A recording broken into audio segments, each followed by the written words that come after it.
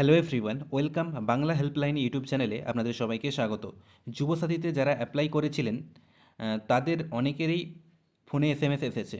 তো এই এসএমএসের মাধ্যমে বা এসএমএস আসার পরে আপনাদের অনেকের ব্যাংকের অ্যাকাউন্টে টাকা ক্রেডিট হয়েছে। তবে অনেকেরও এসএমএস আসার পরেও কোনো রকম টাকা ক্রেডিট হয়নি। এমনকি ট্রেজারির এসএমএসও এসেছে কিন্তু কোনো রকম টাকা ক্রেডিট হয়নি। তো যাদের ডিবিটির জন্য কি কোনো সমস্যা হলো, যাদের ব্যাংক অ্যাকাউন্টে ডিবিটি করা নেই তাদের সেজন্য কি সমস্যা হলো? এছাড়াও অনেক অ্যাপ্লিকেন্টের মানে ফর্ম বাতিল হয়ে গেছে বা রিজেক্টেড হয়ে গেছে। কী কারণে বাতিল হচ্ছে সমস্তটা এই ভিডিওর মাধ্যমে আপনাদের সঙ্গে আলোচনা করব। বিশেষ করে যাদের পেমেন্ট আনসাকসেসফুল বা পেমেন্ট প্রসেসড হয়নি, তারা কি করবেন, তারা কিভাবে সমাধান করবেন, তারা কিভাবে ব্যাংকের অ্যাকাউন্টে টাকা পাবে, সমস্ত বিষয়ে এই ভিডিওতে আলোচনা করব। তাই ভিডিওটি অবশ্যই দেখবেন এবং ভিডিওটি যদি ইনফরমেটিভ মনে হয় তাহলে ভিডিওটিতে একটি লাইক করে দেবেন এবং আমাদের চ্যানেলে নতুন হলে অবশ্যই আমাদের চ্যানেলটিকে সাবস্ক্রাইব করে রাখবেন। তো কাল থেকে হোয়াটসঅ্যাপে অনেকের এই ধরনের এসএমএস এসেছে। তো এখানে ক্লিয়ার করে দিই, এই যে এসএমএসটা হোয়াটসঅ্যাপে এসেছে, এই রকম এসএমএস বা হোয়াটসঅ্যাপে বলুন বা আপনাদের ফোনে এমনি এসএমএসেও যদি এরকম এসএমএস আসে, এই এসএমএস আসা মানেই যে আপনাদের ব্যাংকের অ্যাকাউন্টে টাকা ক্রেডিট হবে সেটা কোনো সেরকম কোনো ব্যাপার নয়। এই এসএমএস এলেও আপনাদের ব্যাংকে অ্যাকাউন্টে টাকা ক্রেডিট নাও হতে পারে। এছাড়াও অনেকে এই ধরনের এসএমএস পেয়েছে যাদের ট্রেজারি থেকে টাকা অ্যাকাউন্টে ছাড়া হয়েছে এবং অনেকে এই এসএমএস আসার পর তার পরের দিনে টাকা পেয়েও গেছেন। কিন্তু অনেকের ক্ষেত্রে কি হয়েছে, এই এসএমএস আসার পরেও পরবর্তী ক্ষেত্রে তাদের এই রকম এসএমএস এসেছে যেখানে লেখা আছে sorry payment of 1500 paid to your bank account has failed, মানে পেমেন্ট ফেল্ড হয়ে গেছে। তো কী কারণে ফেল্ড হলো সেটাও আপনাদেরকে জানাবো এবং যদি ফেল্ড হয়ে যায় সেক্ষেত্রে আপনার করণীয় কী সেটা আপনাদেরকে বলছি। তো কেন পেমেন্ট ফেল্ড হতে পারে বা পেমেন্ট ফেল্ড এসএমএস আসার কারণ কি? ব্যাঙ্ক অ্যাকাউন্ট নাম্বার যদি ভুল দিয়ে থাকেন, তো আপনারা একটু খেয়াল করবেন।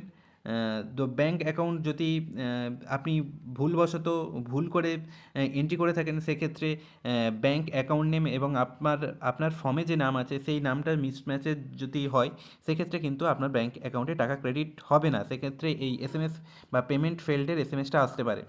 এছাড়াও ট্রেজারির ভুল এন্ট্রি, ডিবিটি হলেও এখন কিন্তু ট্রেজারির থেকেই টাকাগুলো ক্রেডিট করা হচ্ছে। এবার ট্রেজারি যদি ভুল করে আপনার ব্যাঙ্ক অ্যাকাউন্টের নাম্বার যদি ভুল করে এন্ট্রি করে, সেক্ষেত্রেও আপনার ব্যাংকের যে পেমেন্ট সেটা ফেল্ড হতে পারে বা সার্ভারের প্রবলেম হতে পারে। এছাড়াও কি হতে পারে না, আপনার ব্যাঙ্ক অ্যাকাউন্টের কেওয়াইসি আপডেট নেই, ঠিকঠাক করে কেওয়াইসি করা নেই। এছাড়াও ব্যাংকের নামের সঙ্গে ব্যাংকের যে নামটা আছে ধরুন, আর আপনি যে নামে ফর্ম ফিল আপ করেছেন সেই নামটা যদি মিল না থাকে, সেই অমিলের জন্যও মিসম্যাচের জন্যও আপনার পেমেন্ট ফেল্ড হয়ে যেতে পারে। তো এক্ষেত্রে আপনার করণীয় কী? এক্ষেত্রে আপনার প্রথম এর আগে বলি, যদি আপনাদের ডিবিটি ঠিকঠাক না থাকে সেক্ষেত্রে কি কোনো প্রবলেম হবে? তো এখানে বলি, এখন কিন্তু টাকাটা যেটা দেওয়া হচ্ছে সেটা নিফটের মাধ্যমে দেওয়া হচ্ছে, ডিবিটির মাধ্যমে নয়। তাই যদি ডিবিটির কোনো প্রবলেমও হয়ে থাকে সেক্ষেত্রে কিন্তু আপনাদের টাকা ক্রেডিট হওয়ার ক্ষেত্রে কোনো সমস্যা নেই। তো ডিবিটির যদি কোনো প্রবলেম হয় সেক্ষেত্রে সমস্যা হবে না। আপনারা যে অ্যাকাউন্ট নাম্বার বা IFC code form fill up করার সময় দিয়েছিলেন, সেই অ্যাকাউন্ট নাম্বার আইএফসি কোড ধরেই আপনাদের অ্যাকাউন্টে টাকা ক্রেডিট হবে। তাই ডিবিটির যদি প্রবলেম হয়ে থাকে সেক্ষেত্রে আপনাদের টাকা ক্রেডিট হওয়ার ক্ষেত্রে কোনো প্রবলেম নেই। তো এখন আপনাদের কী করণীয় যদি এই পেমেন্ট ফেল্ডের এসএমএস আসে? তো এখন আপনার কী করণীয়? তো আপনার প্রথম যেটা করণীয় সেটা হচ্ছে আপনার ব্যাংকে গিয়ে আপনার কেওয়াইসি ঠিকঠাক আছে কিনা সেটা দেখা, বা ব্যাংকে যদি কোনো নামের ভুল থাকে বা নামের মিসম্যাচ থাকে সেটা দেখা।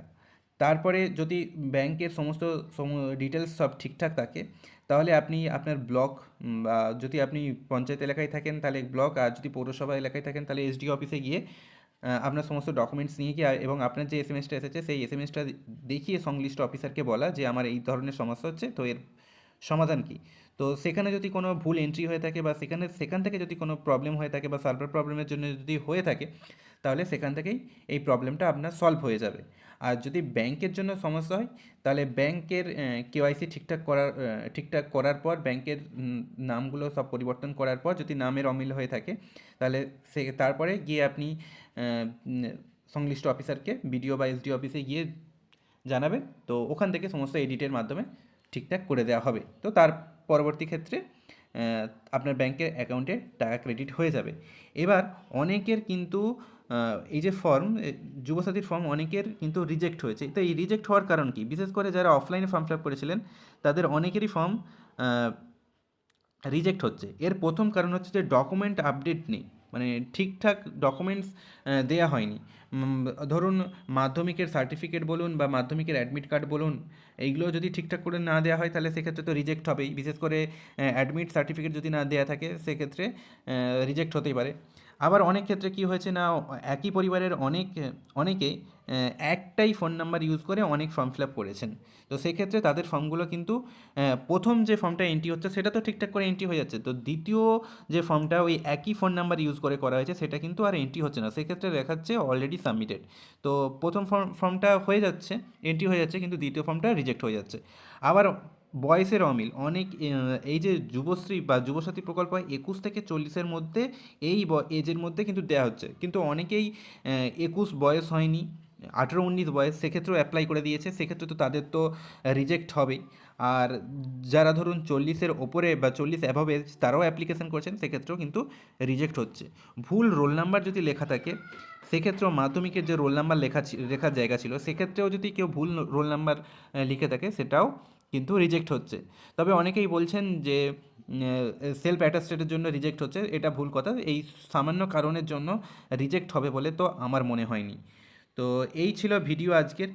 আপনাদের যা ইনফরমেশান পেয়েছি আপাতত আপনাদের সঙ্গে শেয়ার করেছি।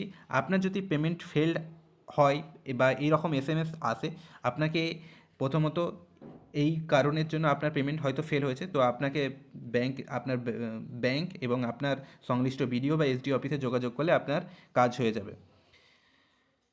তো যে আপডেটগুলো পেয়েছিলাম আপনাদের সঙ্গে শেয়ার করলাম।